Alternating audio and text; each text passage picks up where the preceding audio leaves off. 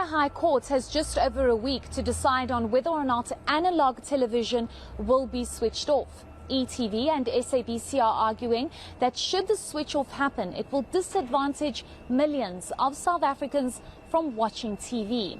In a legal bid, arguments were heard to hold the analog switch off date, the deadline set by government for the 31st of March. Approximately 1.25 million people will be subjected to a television blackout, and those people, as your lordship knows, are the poorest of the poor.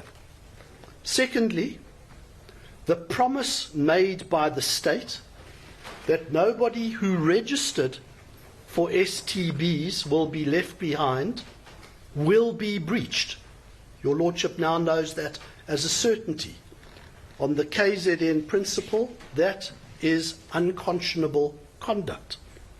Thirdly, the purpose of digital migration, as identified by the Constitutional Court in paragraphs 63 and 77 of its judgment, as being to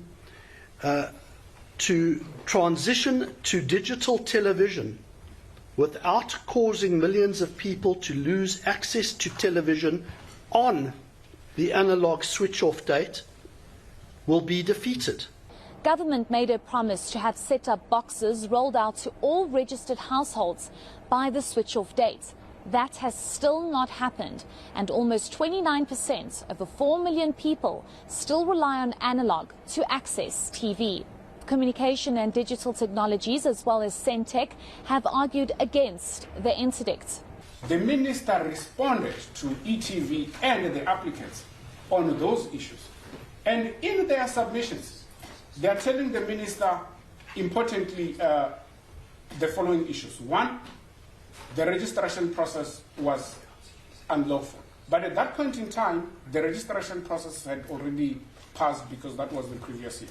Two, they said 31 March 2023 as final analog switch-off date is not achievable.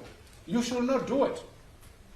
So you can then accept that at that point in time, both parties had told the minister their views about what concerns they have with the proposed analog switch-off date of 31 March 2023.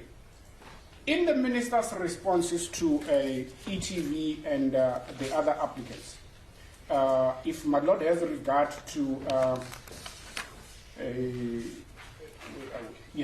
paragraph 3.5 of our short heads of argument, the summary that we gave you this morning, we have summarized what they said. They said the deadline for registration was unlawful, but they didn't challenge. Judgment has been reserved. Heidi Giokos in Johannesburg.